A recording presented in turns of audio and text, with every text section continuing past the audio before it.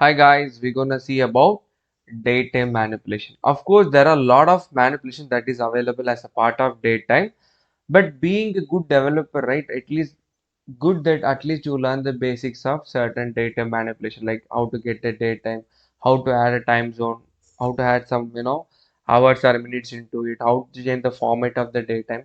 At least these are very vital part to play. Okay, to know the datetime related manipulation, there are two libraries. One is import time, another one is datetime. Okay, in these two library, I'm going to use the second one, a datetime model, which has slightest of advantage over the other library in terms of number of functions that it gives you. So look at that.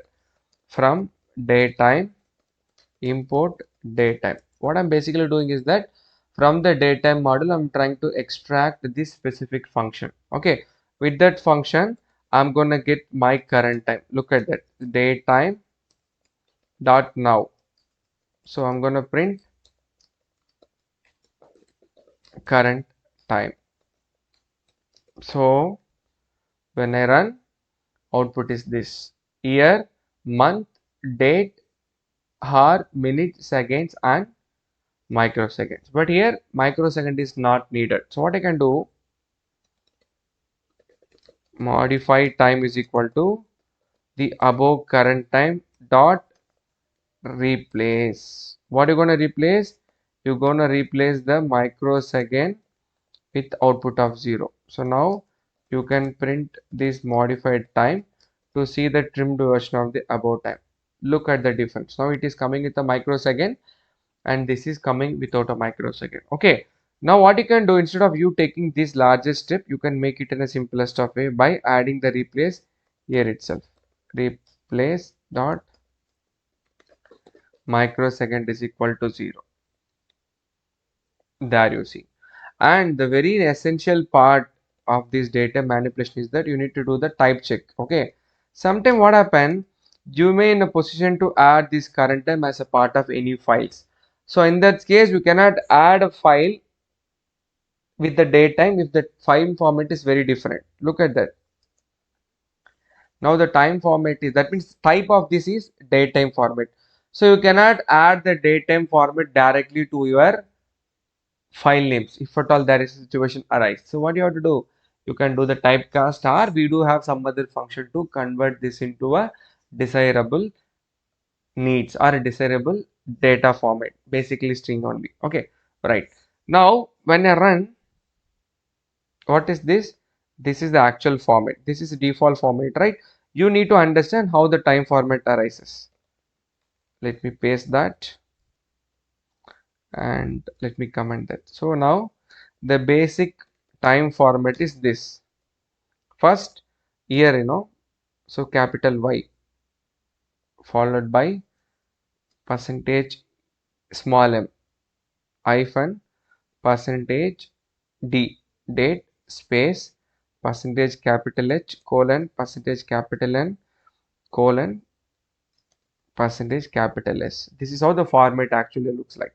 So line number 9 is nothing but the reflection of this format. Percentage Y, percentage M, capital M, H is are all the a kind of wildcard character as a part of your data manipulation. So whatever you want, you can do the change of it. Now what I'm going to do is that, imagine I don't want the year in a 4-digit way. I want only 2-digit like 22. What I can do?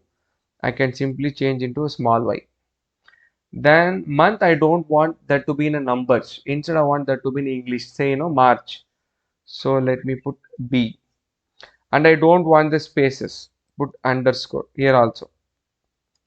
Underscore here also underscore. So I don't want any colon, because sometimes when I want to add this data format, I cannot have the colon.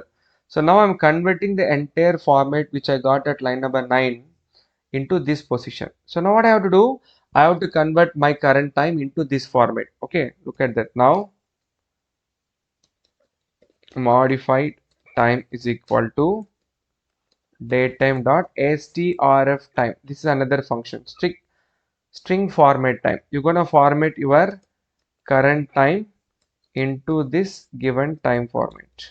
Okay, now when you print this modified time, and with the type of that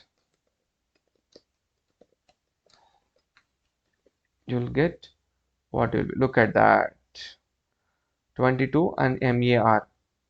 Why? Because I put a small b, so it is giving a three-letter character. If I put capital B, it will return March in a whole. Look at that. I'm sorry, percentage B I have to put. It returns March in a whole. Now this is how you can change the time format, because time format is very essential. And when you do the time format, what is the benefit that you get? The time is directly getting changed into string format. So this is one set of manipulation. The other one is that sometime you may have to add some hours from your current time. For example, I'm running a code in India, but the output will be stored in a server that is placed in UK. You know that the difference between us and UK is, us means India. The difference between Indian time zone and the UK is 5 hours 30 minutes. So basically 330 minutes needs to be added with our current time. How do we add it? By using a special library called time delta. Look at that, from date time import time delta. What you're going to do? You're going to convert this into a time delta. So look at that. Time zone is equal to date time plus time delta. What you're going to do? Minutes is equal to 330. So here you need to add your current time plus time delta of these minutes. After this, you try to print your time zone, okay,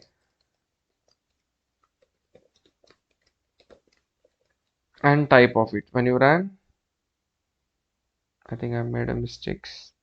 Okay, it is small. When you run, look at that.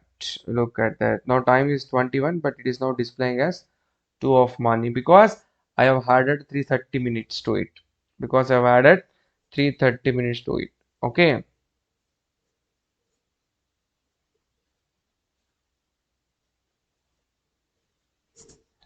I have added 330 minutes to it. So these are the various or basics time format which you want to understand, because why I actually kept this as a part of syllabus, when you do play with the DB, when you do play with the file operations, what basically need to do is that you may have to add a timestamp, especially on a file operation, because at times either inside a file or outside the file name, your client might expect you to add the time zone.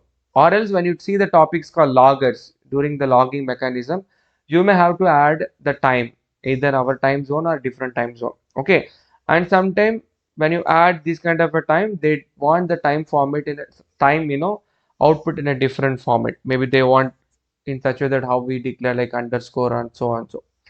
So this is how, or these are the different things that you can learn as a basic to keep it simple. Okay, so with respect to the agenda is concerned, this particular daytime, topic that we covered is sufficient only for whatever I told.